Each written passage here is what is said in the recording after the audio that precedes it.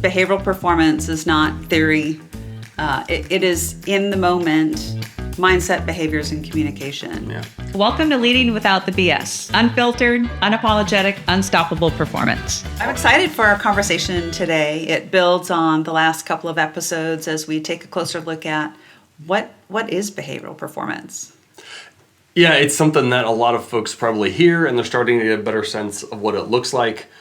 What I'm also equally confident of is that people are going, what the heck does this look like? How do I get my team over this hump of starting to begin to go down this path? Yeah, for sure. And that's where it's always fun to show them how practical the system is as they're putting it into their real life at work and at home.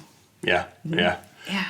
Cool. Well, let's consider the fact that for a lot of businesses, this is a time of year as we head in towards the end of the calendar year where the crush starts to come in, the pressure starts to dial up, sometimes a little more subtly, sometimes a little more strongly, and there's that we got to get it done before the end of the year. Yeah, that definitely. And actually, for some of our leaders in their organizations, it's they're already saying Happy New Year, because they have started their new fiscal year and they closed out their year. So they went through that crunch, though still coming into the end of the year, not just in the work setting as they're looking to attain those goals and outcomes they set out to do. I mean, how much more enjoyable would it be to come into the holidays feeling strong, proud of the work that you've done, ready to celebrate, versus what's the reality for a lot of the individuals we work with, which is coming into the holidays completely exhausted, depleted, irritable, and their holidays with their families can already be stressful. Well, and sometimes for some organizations we work with, we've heard of leaders getting told, oh yeah, you're going to get this day off, whichever particular holiday it is, and then you're going to be right back to work the next day, when people were planning on, I'm sure, taking several days off to spend time with family, or they had people come in from out of town, and they're probably going, well crap, this isn't how I wanted to wrap up the year. For sure. And so let's start to paint a picture for people on what it can look like and what they can really create as they wrap up 2025, because now's the time. So many teams are putting that focus already on a really strong 2026. So not just closing out 25 feeling great, feeling accomplished, really ready for that 2026 and taking full advantage of that fresh start energy at the beginning of the year. Yeah, it's funny. It reminds me of a team I'm already working with who the site manager admitted that at the end of the last quarter, her manager was stepping in and being a bit directive, really providing a lot of guidance, and that she found that she wasn't really operating at her normal role. She was just running around doing what this person said to do. And she said, this isn't how I want to show up. This isn't an effective way for me to run my team and my part of the organization. And that's where a lot of times when the pressure cranks up or the expectations seem like they're going to be really hard to achieve, people will revert to old practices of step in and just do it, or command and control, or I'm going to tell you how to knock this out. Yeah. What do you see? What have you seen on that front? Oh, for sure. It's still surprising how many teams are they fall back in, just like you said, they fall back into that real tactical, get into the weeds, into the details, and their team members are like, get out of my shorts, dude. Give me, like, this isn't helpful. Yeah. If you're intending to be supportive as we're, closing the end of the quarter or even the end of the month, this is not the way to do it. Yeah. Mm-hmm. Yeah. It's a great reminder that a lot of times people don't want to say anything, though, because they do recognize, we are in this pinch point, and if my manager's stepping in, well, they must have a good reason, and well, they're my manager. I can't tell them what I want or what I don't want. And in actuality, that is part of leaders' responsibilities is to decide how to work better with those teams. For sure, and it's that the sliding back into autopilot as people are wrapping the quarter or wrapping the year, and when they start to over-index again on the technical side of their performance, Yeah. and really it's so counterproductive because they stop focusing on behavioral performance. And of course, what you and I have seen and we've helped a lot of teams with is when it's crunch time, then that's when it becomes apparent how strong are your leader behavior systems, how consistent and how disciplined is the team working that behavioral performance and relying on it, even doubling down on the behavioral performance versus falling back into the technical performance, into the details, the weeds, and then they're actually creating a bunch of other problems. Yeah. And it's a great reminder for everyone who's listening or watching to remember that there are times where a leader will look at a team or a team will look at itself and say, geez, we're not doing this or we're not doing that. And they're not sure how do we jump over where we are now and how do we get started doing something different? And that's where we've worked with so many teams to help them with that. And so a couple examples come to mind for me just within the past year or so. I've worked with several teams who have said, hey, we're going to have this big offsite meeting. We're going to have a prep for a particular really strategic conversation. And we recognize that if we show up the way we always show up to these kinds of exchanges, we're unlikely to get as far as we really want to get or that we're required to get because of how important this exchange is. How long were you working with, I'll say the decision maker, so the senior most leader, how long were you working with them? Actually, I want to say something first. Yeah. The reason I'm asking this is the fact that it's a team that is aware enough to say, if we go into this the way we have the past several, it's same shit, different day. And that's what caught my attention because not many teams show that level of not only awareness, also that level of ownership, owning up to, hey, we've been in autopilot. So how long was that the senior most leader working with you that prompted this? Yeah, great observation and good question. And I've got a little confession to make, so we'll go into this. For most of the teams, it's been several years. And in at least one of those cases, this is the confession part, I jump-started that part of the conversation by saying, how big of a deal is this? How helpful is it going to be if your team comes into this conversation the same way they come into their regular Monday morning managers discussion? I said, how much do you want those behaviors to show up with this really strategic and really critical exchange? And the senior executive I was talking to said, oh, hell no, that's not going to work. Like, this is going to require a whole other way of everyone showing up, including me. Yeah. When we're first starting with a leader or team, really, and we do the performance mapping where leaders, not only on an individual basis, also on the team level, and they identify when and how they're in autopilot, the performance zone, and in the stress zone. How many of them, what comments do you hear about when they're in autopilot? I'm going to plead the fifth on behalf of many of the people I know and love and respect. And at the same time, it's a lot. A lot of times it's I'm in autopilot when we get to this staff meeting. I'm in autopilot when we have our managers meeting. I'm in autopilot when we have the strategic discussion that we schedule once a month to see how we're hitting our longer term objectives. And on the one hand, it's totally understandable because when people come into the same thing and I'm going to say this and Bill's going to say that and Maria's going to talk about such and such, it's understandable that people can start to slip into autopilot. This is also, by definition, one of the most critical exchanges this team is having on a routine basis to chart their direction. And so showing up the same way you've always showed up means you're going to create the same kind of results you've always showed up, which is usually this repeat hockey stick of we plod along, and then we bust our asses and really pull a miracle out. Hair on fire. Yeah. The leaders from corporate are visiting the last week of the quarter. I mean, They're here to help. They're here to help. Just light a fire under all of our bonds. Which is, again, not helpful. Yeah. So in fact, that's one thing leaders will consistently say when we're doing, we don't do a lot of quote unquote workshops. Mm-hmm. And not standalone, at least. Well, that's just it. That's another reason it caught my attention, is because those high stakes work sessions really are what we're doing. They're more than a workshop.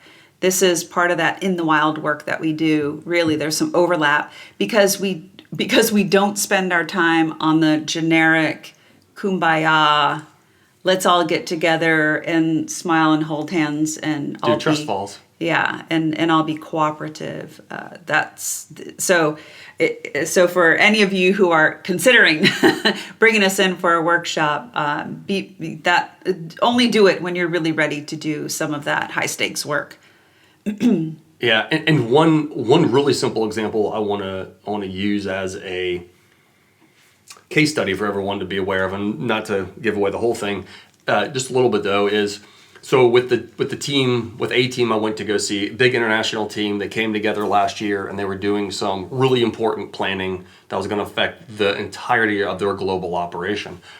And at first when I spoke with the leader, he said, yeah, I want to do something with you. Let's do it at the end of the week. And I said, well, what are you wanting to have come out of this? And he said, well, I want them to think about how to work differently. And I want you to challenge them on how they can work differently for the rest of the year. And I said, well, how about we flip that sucker to the front of the agenda? And then that way people get to practice literally that whole week.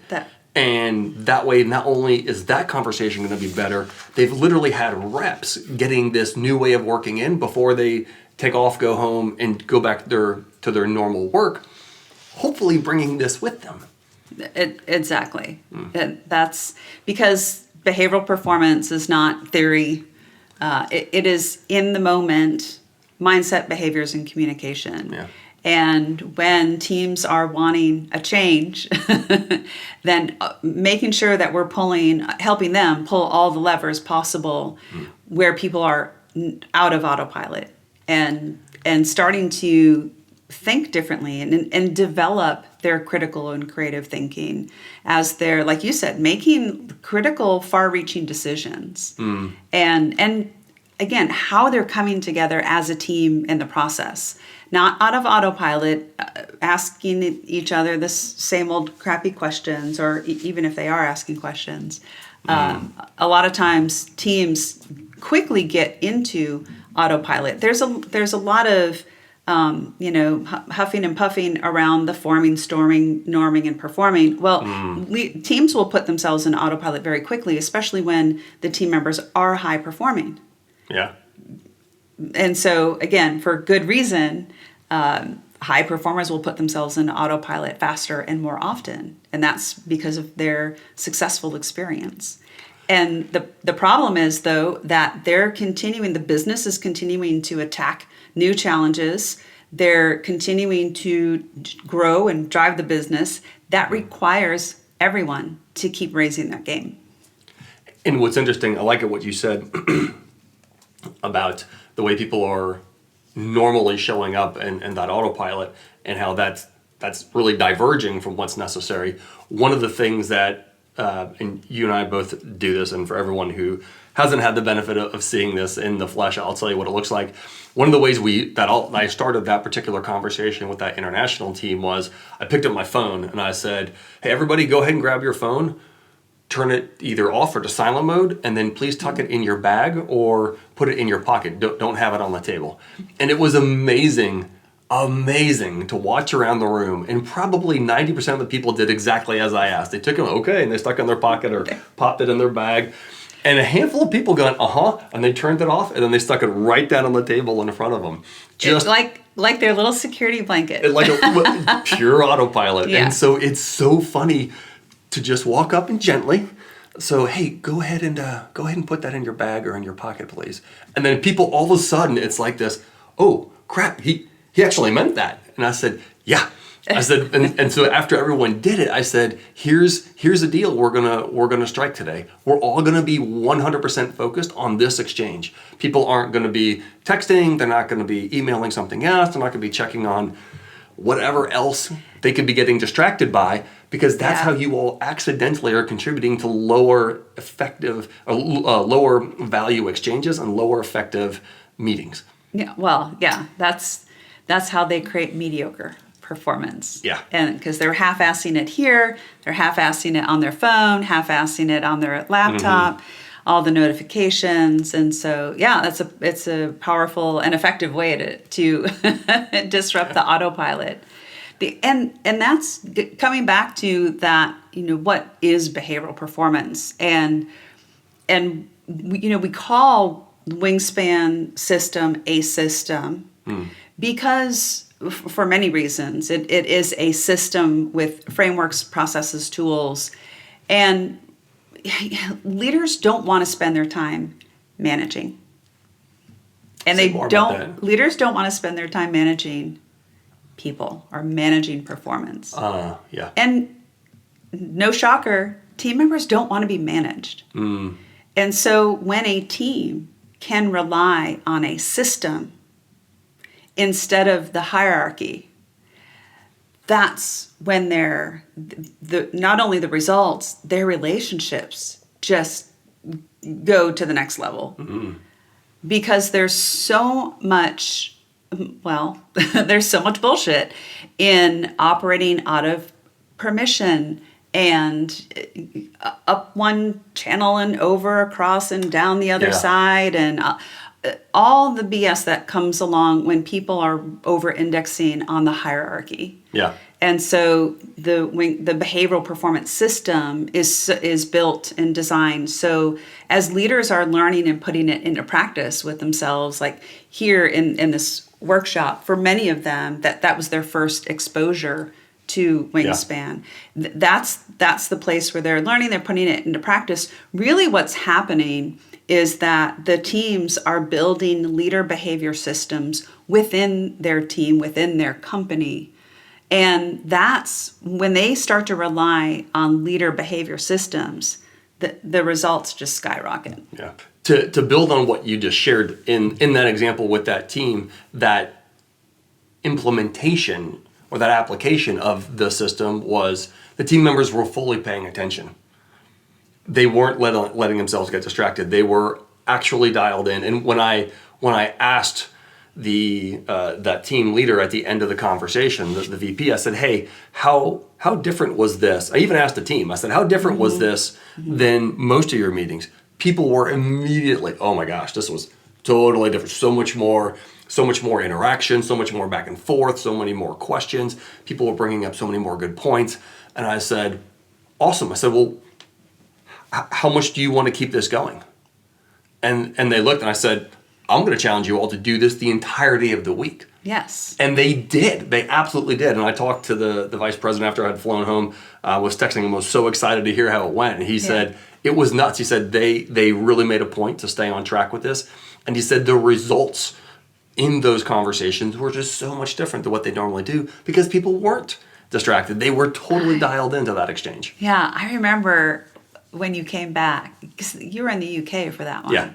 Yeah, I remember when you came back and you were all, because they had made comments that was the absolute best strategic planning session that they had. Yeah. And I mean, that's the exciting stuff, is to see what team members are able to create with one another. Yeah.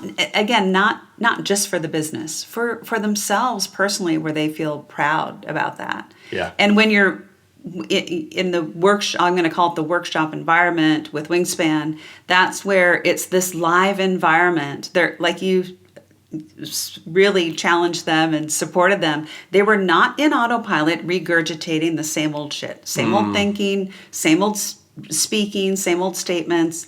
They were up in their performance zone, and it's a live environment where they were exercising that openness and curiosity, and they were experimenting and testing some things with each other. And I'm certain, well, it sounds like it's stimulating new thought, new solutions, as well as just the difference in how those individuals felt. Yeah.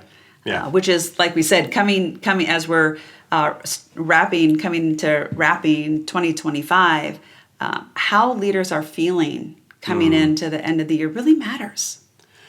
Yeah, it matters on a couple of fronts. One is,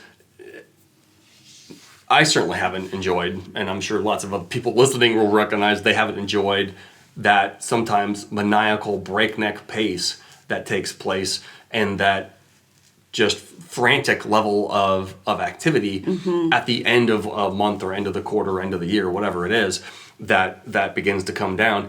And then they probably don't like that feeling afterwards of, oh my God, I am exhausted, I'm freaking spent, I want to do anything other than go back to work or to think about this project. Because they've got this recent experience in the rearview mirror that was just not enjoyable. And so bringing all these concepts together, this is where, for anyone listening, as you're thinking about how to support your team, these are the kinds of ways to shift performance and turn it into while you're using a workshop to get something up and rolling, you're using this activity to get things different. That's also a great way to help this become a norm. This is how we're always going to work. And so you can start to flatten out some of these spikes and valleys and get it to be more consistent, more normal, and it's going to feel better. It's going to be easier for the people on the team. Yeah, well, because it's the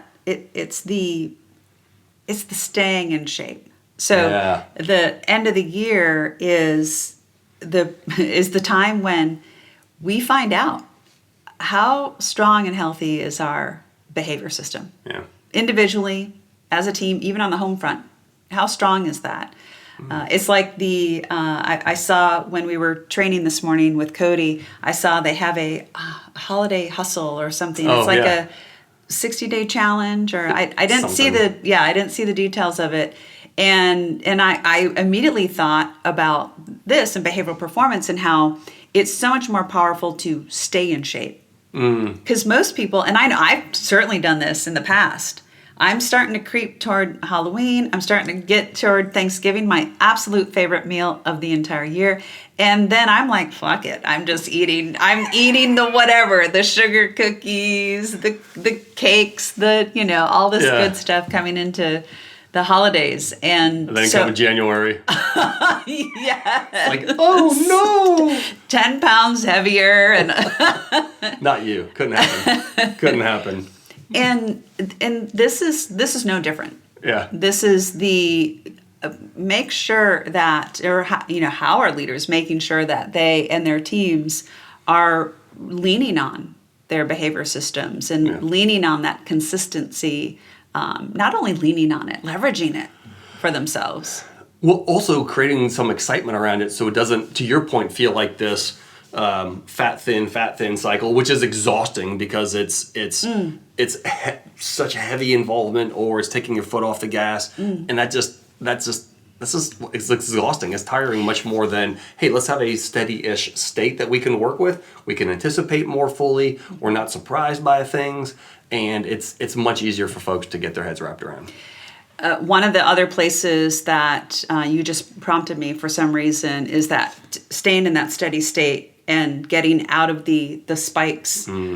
Also, the coming into the end of the year, it depends. Like it's almost like it's 50-50. People either come into the end of the year around some things they're dropping into autopilot, or they just went through that crunch. So I've got lots of leaders who are starting off. They're already starting off 2026 in their minds because it's fiscal year 26. Yeah. And that's when the other half go into autopilot. And where that really comes into play, a serious place that it comes into play is around safety. Yeah.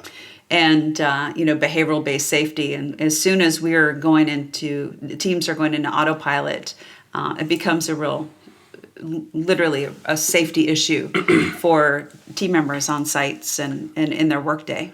Well, and it probably hits on the safety side, which is most concerning for the individuals on the team. It probably also hits on production numbers, which are probably below or maybe just barely meeting, I'd bet more on the below side, just barely meeting the quotas or the requirements. And then what happens is the more that goes on, the more that is just going to flip to the other end of the month or the quarter to say, oh my gosh, we're going to be making that up, which means we're going to be now in autopilot another way, which is going 100 miles an hour, not really thinking about how we're working. In that stress autopilot overlap. Yeah. Yeah, where like you said, it gets maniacal and frantic, which actually is not an exaggeration for some of the leaders. No, not at all. Yeah, they get very stressed out. Yeah. So that's one place where leaders are reaching out. Some of those strong leaders, they've seen it before. They've been there. They're tired. I'll say they're sick and tired of the exhausting roller coaster, and so they're pulling us in so that they can really wrap up 2025 strong. And that's and that consistency is it's tough. I'm thinking too about us at Wingspan, and starting to feel we've had a lot of stuff going on within the team, and I've been struggling. Where do I put my time and attention? Everything's a priority. Everything's important. If I'm not, feels like everything. It feels like it, yeah. And this what's happening with this team member is important. What's happening with this part of the business is important. What's happening with our little chilly girl is recovering from her knee surgery. Again, it is a challenge, a very real challenge to keep that consistency and relying on the behavioral performance. So as we're wrapping this up, speaking of wrapping things up, if you're listening to this and you're saying, I'm seeing where my team is about to jump into a challenging part of the year, we're getting ready to kick off some critical conversations, planning conversations, execution conversations, whatever those are, and you're saying it's time for us to do something different, you realize jumping on the hamster wheel and then running your asses off and then hair on fire. Yeah, hair on fire, and then sitting it out for 30 seconds to recover, and then you go, oh no, now I'm behind again. If you're tired of that cycle, this is a great spot to reach out to us. You can go straight to our website, book a consultation, and we can absolutely figure out what's going to make sense for your team. Yeah. Or at a minimum, take a page out of Ivan's book, and if you're pulling, as you are pulling your team together, coming into wrapping up 2025, coming into 26, at a minimum, disrupt, be creative and disrupt the autopilot. Yeah. Because if you and your team stay in autopilot, then something's going to be broken. And if you wait until then to take some action around it, there's almost nothing worse than feeling like I am so far behind the 8 ball it's it's worth the time and energy to attack it on the offense right now. Yeah, and this also isn't a huge investment. This can be very a very realistic number for most organizations to pull through. Oh, for sure. So give us a call. Put some of these pieces in a concept. We encourage everyone to really look at how you and your team are working and decide what you want to do differently for next year. Absolutely. All right, we'll see you next time. Take care.